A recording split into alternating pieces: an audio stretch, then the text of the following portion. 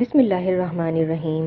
السلام علیکم دوستو، آج ہم غزوہ خندق کے دوران پیش آنے والے چند حیرت انگیز واقعات آپ کی خدمت میں پیش کریں گے۔ خندق کی کھدائی کے دوران ہی اللہ تعالیٰ نے اپنی قدرت کاملہ سے مستقبل میں پیش آنے والی فتوحات کی ایک جھلک نبی صلی اللہ علیہ وسلم کو دکھا دی تھی، جبکہ دو واقعات ایسے پیش آئے جن میں اللہ تعالیٰ نے انتہائی قلیل غذا میں اتنی برکت عطا کی کہ اس سے ایک گروہ کثیر سیراب ہوا۔ جنگ احد کے بعد قریش، یہودی اور عرب کے دیگر بت پرست قبائل کے درمیان طے پایا کہ مل جل کر اسلام کو ختم کیا جائے۔ اسلام کے خلاف اس اتحاد کو قرآن نے احزاب کا نام دیا ہے۔ اسی وجہ سے اس جنگ کو غزوہ خندق اور غزوہ احزاب بھی کہا جاتا ہے۔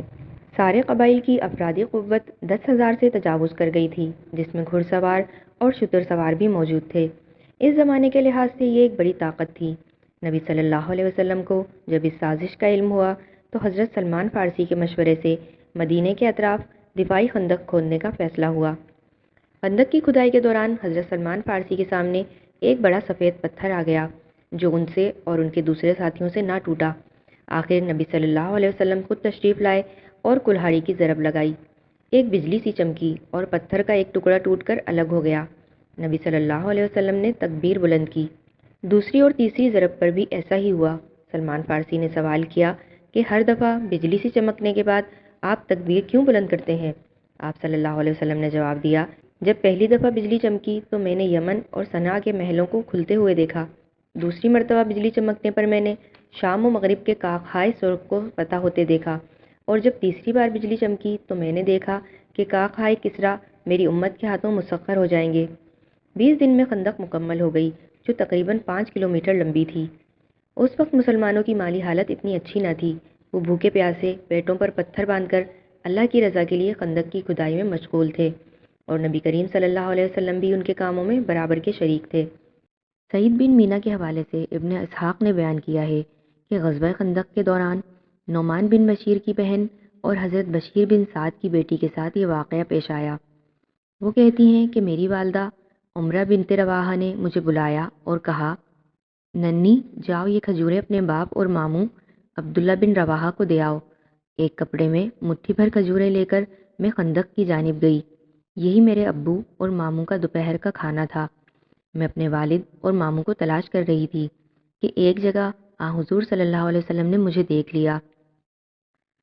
آپ نے فرمایا، بیٹی ادھر آؤ، یہ تمہارے پاس کیا ہے؟ میں نے عرض کیا، یا رسول اللہ صلی اللہ علیہ وسلم، یہ کھجوریں ہیں جو میری والدہ نے دے کر بھیجی ہیں کہ ان سے میرے والد اور ماموں پیٹ کی آگ بجھا لیں۔ آپ نے فرمایا، لاؤ یہ مجھے دے دو۔ میں نے کھجوریں حضور اکرم صلی اللہ علیہ وسلم کے ہاتھوں میں ڈال دیں۔ آپ کے ہاتھ ان سے پوری طرح نہ بھرنے پائے۔ بہرحال آپ نے حکم دیا کہ دسترخوان بچھایا جائے، اور دسترخوان بچھ جانے کے بعد آپ نے کھجوریں اس پر بکھیر دیں۔ پھر آپ نے کسی کو حکم دیا کہ سب لوگوں کو کھانے کے لیے بلا لیں۔ بنت بشیر کہتی ہیں کہ اہل خندق دسترخوان پر جمع ہو گئے اور کھانے لگے۔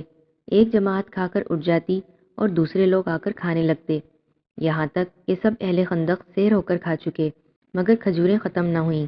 بخدا دسترخوان کے اطراف میں ابھی تک کھجوریں موجود تھیں جو کناروں سے گری پڑتی تھیں۔ ابن اسحاق سعید بن مینا اور جابر بن عبداللہ کے حوالے سے بیان کرتے ہیں کہ حضرت جابر بن عبداللہ حضور اکرم صلی اللہ علیہ وسلم کے ساتھ خندق کی کھدائی میں مشغول تھے۔ وہ خود بیان کرتے ہیں کہ ان کے پاس ایک چھوٹی سی لاغر بکری تھی۔ انہوں نے سوچا کہ حضور اکرم صلی اللہ علیہ وسلم کافی دنوں سے بھوکے ہیں، کیوں نہ یہ بکری ذبح کر کے حضور کی ضیافت کا اہتمام کیا جائے۔ وہ مزید بیان کرتے ہیں کہ میں نے اپنی بیوی سے کہا کہ آٹا گوندھ لو، چنانچہ اس نے آٹا گوندھ کر روٹیاں پکائیں۔ میں نے بکری ذبح کی اور حضور اکرم صلی اللہ علیہ وسلم کی خاطر ہم نے گوشت بھون لیا۔